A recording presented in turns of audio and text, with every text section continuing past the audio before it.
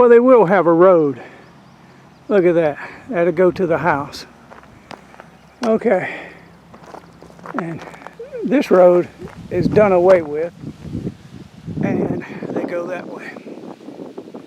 And pretty much on center line.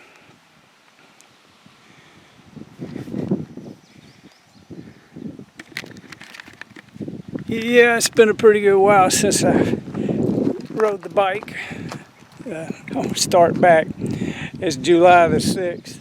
I've been recovering from a pulled muscle in my back, and it's been a doozy, but I've got to test it now. It's been almost over 6 weeks, so I'll see how I do today.